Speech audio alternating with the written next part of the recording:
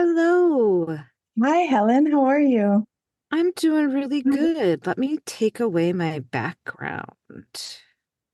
Welcome to the Lift Oneself podcast, where we break mental health stigmas through conversations. I'm your host, Nat, and we dive into topics about trauma and how it impacts the nervous system. Yet we don't just leave you there. We share insights and tools of self-care, meditation, and growth that help you be curious about your own biology. Your presence matters. Please like and subscribe to our podcast. Help our community grow. Let's get into this. Oh, and please remember to be kind to yourself. Welcome to the Lift Oneself podcast, Helen. I am so thankful you're here with me. Thank you so much for having me. I am grateful to be here. How about you join me in a breath so that we can sync our hearts and our minds and just leave what was behind and come in right now. For the listeners, I'll ask you to join. If you're not driving or doing anything that needs your eyes, please close them. And I'm going to ask you to start breathing through your nose. And just let your breath go in and out. Don't try and control it. And bring your awareness to watching your breath go in and out through your nose. And just let your breath fall by its own pace while keeping your attention on your breath, allowing whatever sensations or feelings that are in the body to come up. You're safe to feel. You're safe to let go. Stay with your breath while still staying with your breath, allowing that intention to ride in the energy fields, allowing yourself to drop into the body a little more, staying with your breath. Now, with staying with your breath, when you're ready at your own pace and at your own time, gently open your eyes. How's your heart doing? I think it's doing wonderfully. Thank you. I love setting an intention like that for our conversation. Yeah.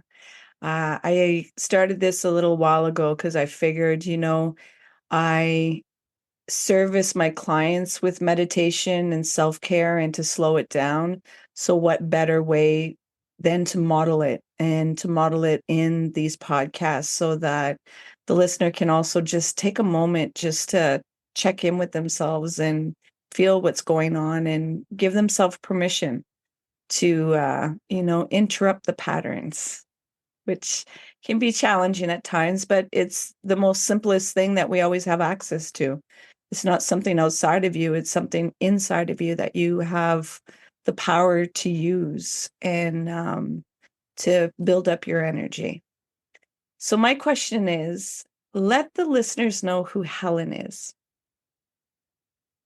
Wow. Well, I am a middle-aged woman who's lived a couple different lives, who has had joy and trauma and challenge, and who has had to rethink a little bit my belief systems and premises and in order to really arrive today as my whole self. Beautiful, beautiful. And you wanted to bring the best conversation that I love is sleep. Yes. So Yes, guide I us through did. this subject, please. Yeah, so I'm the host of a podcast called Sleepless, and I do recited single category curated lists to help people fall asleep. And so that's how that's who I've arrived at now.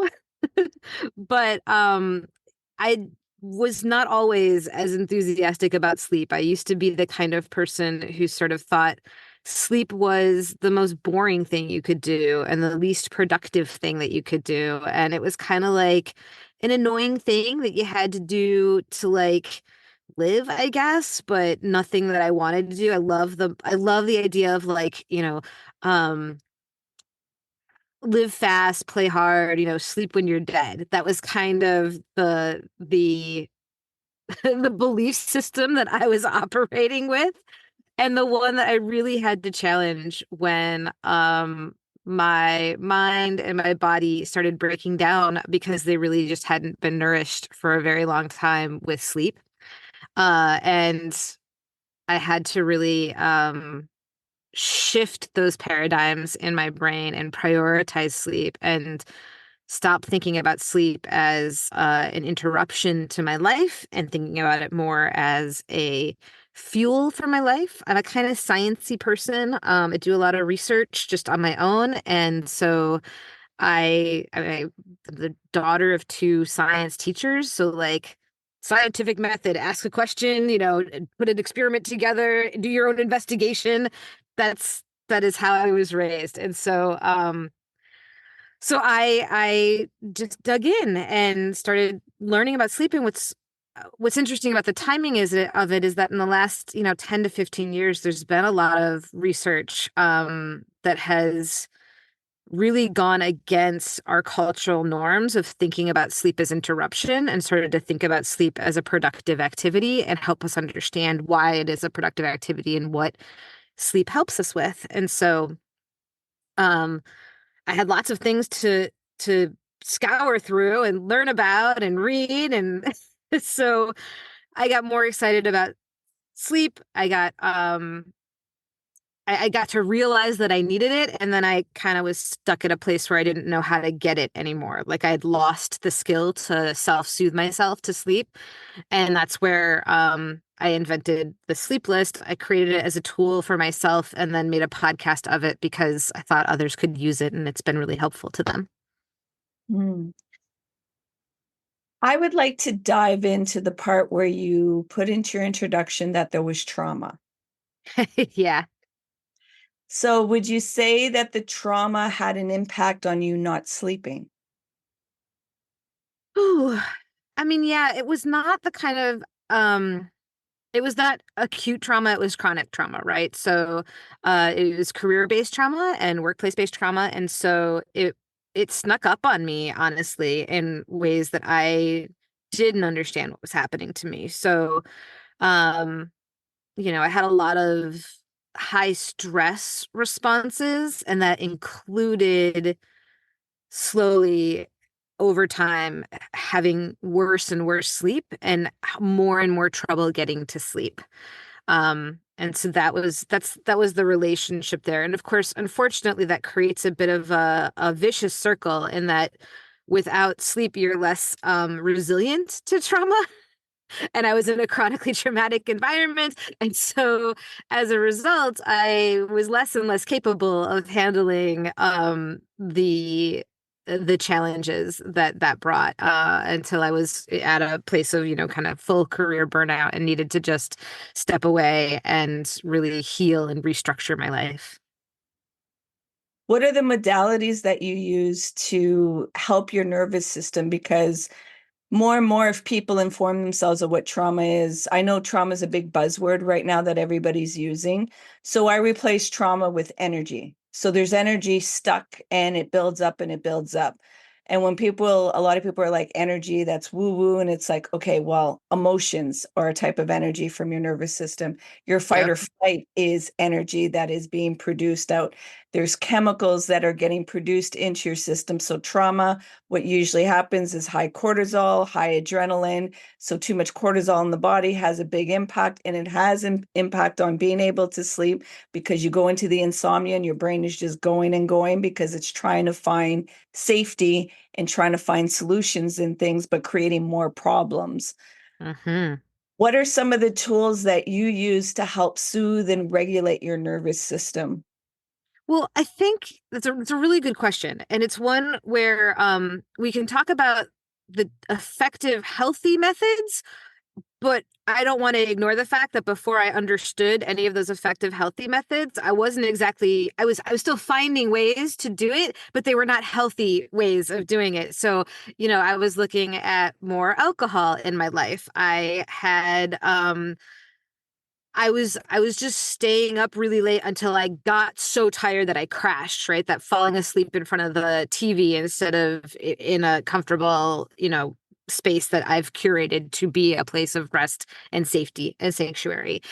Um, so I definitely on like I guess I want to say that like I didn't arrive at the answers from like somebody just informed me what to do. Totally had to like navigate through them, and that it's okay. Like I mean, like we know what we know when we know it, and we do the best that we can with the information that we have. So if you're somebody who is currently self-soothing with like an endless doom scroll, and we know that that's and it's not working very well, but you're stuck because it's the thing that you have in your hand to use. There's no shame in that. Like you don't have to beat yourself up over having done that. I still struggle with doom scrolling. It's a powerful addiction. It is. so Am so I I guess, one yeah. of those? Yeah, like there's no shame in it. Like there's billion-dollar companies that have invested in having your attention at all times. And the fact that your animal human brain can't always defend against all of those psychological triggers that are being put in front of you is not shameful.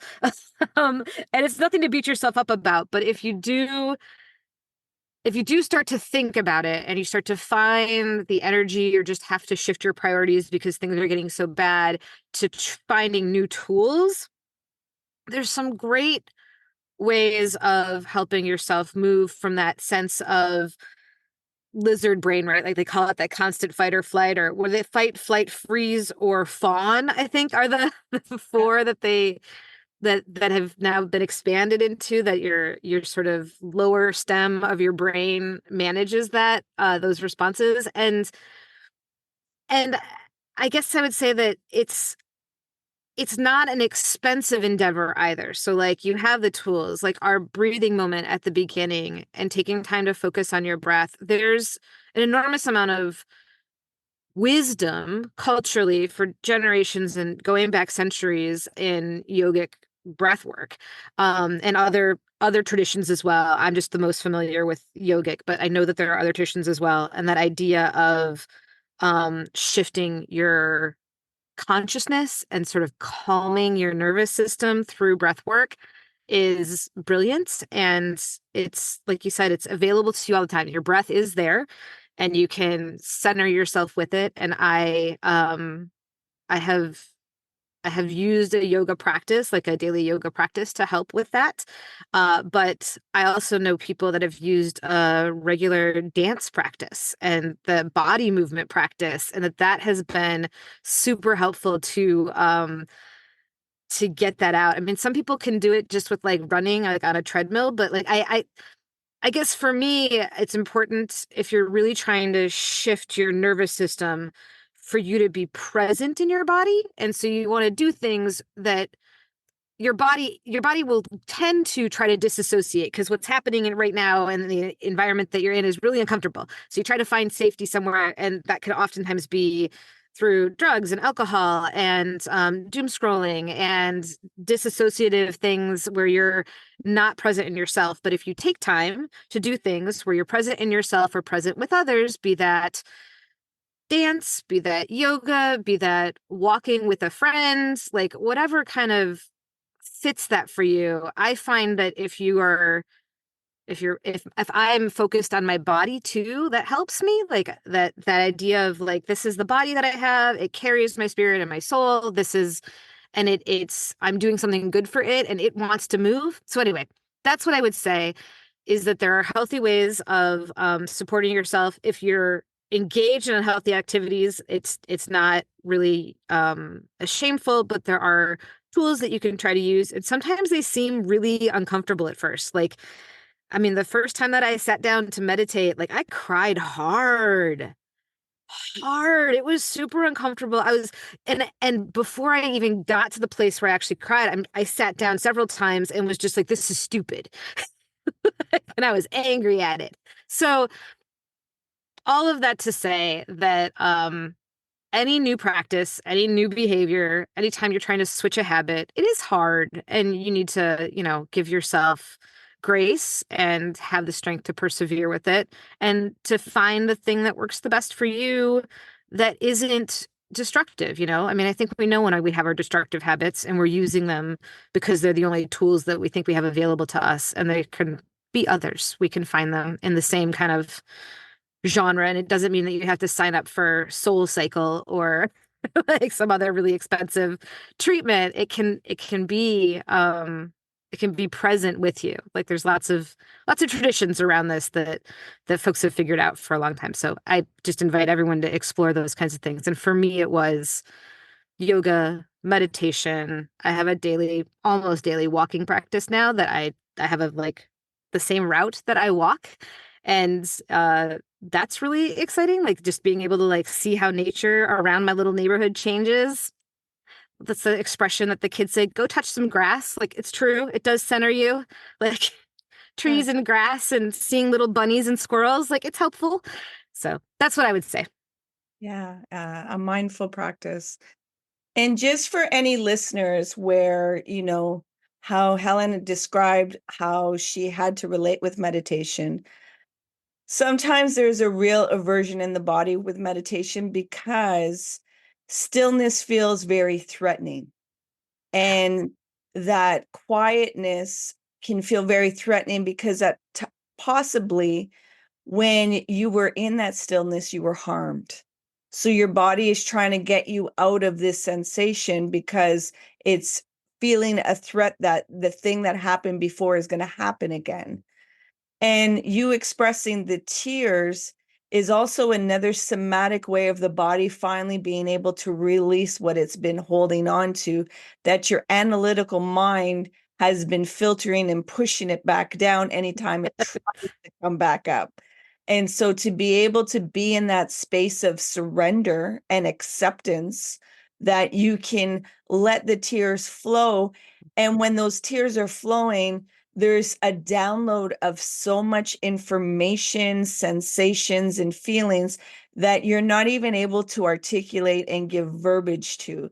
So, what I teach my clients about those moments is that these are things that the body, the heart need to express through your tears that cannot come through language, through words. It's expressions and sensations that are finally being safe to be released and revealed to you, which is a very sacred moment. Yeah. Yet it can feel Yeah. very awkward. Well, and we don't have a culture that in Western society that does a really good job of allowing those moments. Like those are supposed to be private, personal, like not public. Like um we don't see really in our culture like people wailing when they have grief. Like that's something that they do in private, like behind a door. And so we still have good role models or touchstones of what it looks like to process really big emotions. Um, so we sublimate and then we have to let it all out. And I mean, when it first comes out, it just, it makes no sense. You're like, why am I crying? And like everything's fine. And the things that you're feeling, like they don't make sense either. Nothing should be making you angry, but you're still angry, or you're like really sad, like whatever it is. Like it is just because you really haven't done that hygiene, like that emotional hygiene for a while. At least that was my thing. I had not given myself the space or the time to stop at all. And so when I started stopping, finding stillness, even a moving meditation, like a yoga practice would cause tears to go. There's a lot of theories of having a lot of emotion stored in the hips. So like if your hips are really tight, and I never experienced that until my most recent sort of chapter journey. And I was like, oh wait, I guess I am holding a lot of stuff in my hips. Mhm. So yeah, it was I would yeah, I think that it's really helpful to spend a little bit of time with yourself, and it helps you get to a place where you can be alone with yourself, and a little bit of meditation. I worked at a Jesuit institution for a while, and the Catholic Church is extremely problematic in a lot of ways. But the thing about the Jesuits that I really liked is they encouraged all the students to like go into a quiet place like the chapel or whatever and like just sit with yourself for like 10-15 minutes and just try to add like half an hour onto that like every semester or like 15 minutes onto it every semester. And so all of a sudden, when you finished, 8 semesters of a 4-year education, you could sit for a full hour with yourself and allow those thoughts to come and be comfortable with yourself. And it made for people who were better leaders, I think, like students that left with a better sense of who they were so that they could lead more authentically with themselves. So, yeah. Yeah, we're not taught to really connect into the self. We're taught to connect Mm-mm. outside of ourselves, to look for the answers outside of ourselves. Somebody else Yeah. has better. You're not enough. You don't have the educate, you don't have the wisdom. You don't. So go out there where it's like, when did anybody really lead us inwardly? Like as you mentioned the Catholic religion, I was raised in that religion, and I always question why I was not allowed to touch the Bible, and I had to go through the priest that Right. could through the Bible to talk to God, that I didn't have a direct communication. It could only go through this person. And I was Yeah. like, that don't make no sense. Like, what are you talking about? So, I'm, the hedonism child that's questioning everything. And it's like, this isn't so, even just that concept of you are not blessed or educated or have the right status to be in communication with God, where it's like, well, what kind of faith are you creating with people? You're creating them to be attached to a human being that is flawed, because that in itself damages so many people that when all of a sudden these things come out, they're like their whole identity was attached to a human and forgetting they're flawed. They're going to Yeah. have sins and things that went wrong. Yet, there's something to say when a spiritual practice or religion is telling you to be with self, because that's where your relationship with God, Allah, whatever you want to call your higher being, higher spiritual practice, that it comes from within, and that connection from within, and being able to have that guidance. But we're in Yeah. especially in the Western world, it's very overstimulated, and especially with technology, we're bombarded all the time to rest. What is that? No, no, no. Keep Yeah. stimulated 24/7. It's like, whoa. And it becomes really addictive and it becomes really hard. Like I lost all track of my ability to self-soothe to sleep, and I would just and even like I even had a routine. Like I had a nighttime routine that I went through, and then like I don't know, somehow my phone snuck in there, and then you're doom scrolling forever. And then like even once you get rid of that and your head hits the pillow, you're like, oh, now I'm still, but I'm thinking about all these things that I could have done differently or I wish I'd gotten to, or, in my case, as I was experiencing depression and anxiety, there's a lot of voices around like how, not really worthy or how poorly you're doing or how no one likes you. And so like he's got these like mean voices in your head that are not helping you in any way, shape, or form. And I needed to have something that would drive those voices to quiet and help guide my brain to sleep. That's really what I needed. And the different colored noises didn't work for me. Lots of people talk about like white noise and blue noise and green noise and brown noise, and some people swear by them, but they were not mine. They didn't work for me very well. And then there's stories and meditations, but those all kind of had a place that they were taking me or like trying to like meander to. And so that has never really, I mean, I was trying to stay awake to listen to that and to attach to like, where's the end?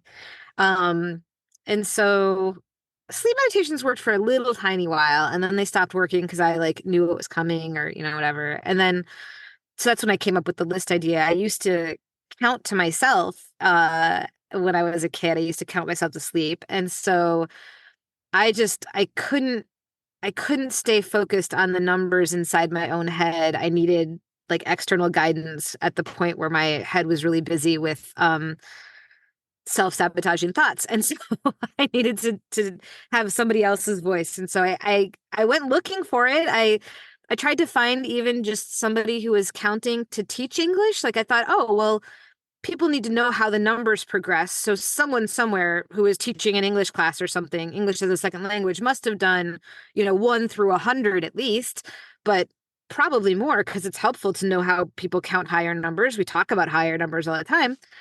No, I could not find that. And so I just made it myself. That's what they say. If you can't find the thing, then you're the one to create it. So, because Right. other people will be looking for it. I'm going to bring you into a reflective question. Oh, cool. I'm going to ask you to bring your awareness right now and bring it back to your 18-year-old self. And you have 3 words to tell your 18-year-old self to bring you through the journey. What would those words be? Mm. Well, I mean, 18-year-old Helen wasn't a very good listener. So I don't know what words would have gotten through to her. Let's see. And only 3. Ooh, let me think. 18 was young. It's been a long time. I'm 45 now. But what would I tell her to get through the journey? I would tell her to focus more on love and joy and integrity. I think those would be the 3 words that I would give her. And I come to those because those are 3 of the values that our family has chosen for ourselves. Like we have them written on a board. And that yeah, love and joy and integrity. Add another word, sustainability, like, but not in like just the way of taking care of the earth, but like literally everything that you do. Because I tended to overextend myself and be a little bit too much of a doer. So sustainability is another value that's really worked its way into our lives now that I wish I had adopted as a practice much earlier. Before we started recording the podcast, you mentioned that you took a nap and you felt great from that nap. I want to Yeah. ask, can you let the listeners know what your self-care looks like? Ooh, my self-care includes napping, of course. It also includes the word no. That's a huge self-care piece for me. And sometimes it's I have to say no to things, and I have to say no to things that I even want to do. Like I only have so much time, and I have goals and priorities and things that I want to get done. And what led me to burnout was that I would just keep on piling onto that without curating that set of things that I was doing. And so I mean, as great as massage, I mean, I love massage therapy and I love me a spa day at my house or at a spa. Like they're great, but more so, I think the more valuable self-care is prioritizing sleep, really understanding my time and my priorities, and making sure that when I say yes, it's in service of those priorities, whatever they are. My family is a big priority for me. My health and wellness are huge priorities for me. And uh, my work and sharing this idea of how valuable sleep is and how important it is to our health is a really big priority to me. And so if something isn't fitting into one of those things, if it doesn't serve those purposes or those aspects of my life, then I have to say no to it, even if it's really cool and I want to do it. Like that's the hardest part for me. 'Cause it's like I want to do everything, but you know, say no and say no definitely to the things that you don't want to do, which is something I never used to do. If people would ask me to do stuff, I'd be like, sure, I can take that on. Um, And so I mean that like but that was easier than saying no to things that are really exciting. Like sometimes people invite us to things that I really want to do that we have the means to do, but we don't have the time to do it. We've made other obligations and we don't want to change those obligations. So we have to say no. And And I had to say no. My husband never had a problem with that. My husband could always just like, he's like, no, we're not doing that. Like, I got other stuff I'm doing. And I'm like, but what about and this and that? And no, we're not doing that. So I've taken a page from his book and tried to be, I mean, saying no is my biggest flex of self-care ever, I think. Yeah. What I teach people too is you have to give people no so you can give yourself a yes, Hmm. because you've been giving yeses to everybody else and giving yourself a no. So to reverse that feels counterintuitive. It feels very uncomfortable. And there's probably language that you're not a good person. You're supposed to do this, yada, yada, yada. Yet it's learning that no muscle of no. So you give yourself a yes. Yeah. And you Yeah. explained it beautifully. Yeah, I mean, I did take a nap earlier today, and there were other things that I could have been doing. Like, there are chores that I could have been doing. There's like, an endless inbox that I could have been dealing with. There's lots of other things that I could have been doing. But ultimately, I was like, I really want to be my best self for this conversation. I want to, be present and be able to string my thoughts together. And I'm not being really good at that right now. And so if I sleep now, I will have that energy that I need to move forward. And daylight savings time always messes with me. It takes me a week to 2 weeks to recover on either end of it. And so um I need to like write it down on my calendar a little bit better and just not take on new stuff during those weeks because I'm Yeah. kind of like it takes a lot for me to handle it. And we have a pet who's our cat is a very time oriented, like he knows our schedule. And so we just switched up our entire schedule on him by an hour, everything that we do. And he is angry. Like he is not happy. He's grumpy. He's waking us up early. He's like upset about us, like wherever we are in the house, we're not in the right place at the right time. So I have a very grumpy cat that is also messing with my sleep. Where can the listeners find you? I have a website called sleeplists.com. So that's sleep, like going to bed, and lists, plural lists.com. That's the best place to find all things related to me and Sleepless. There's episodes of my show, etc. But if you already are a podcast listener, as you might be because you're listening to this, and you have some place that you like to go for your podcast, you can search for Sleepless and see my whole catalog of episodes. On almost all, as I think all of the main platforms and a good number of other ones have me available. So, and if there is for some reason a platform that you love that you don't see me on, go to sleepless.com, hit the contact button, and let me know, and I will get us there so that you can be you can be listed to sleep with me on your favorite platform. I appreciate this conversation. I appreciate your energy. I appreciate that nap you took because you have a Yes. vibrancy to you. So thank you so much for accepting to be a guest on the podcast and share your tools, your story, being so vulnerable also with the listeners, yet also taking those impurities that you went through and you turned it into gold. You used alchemy.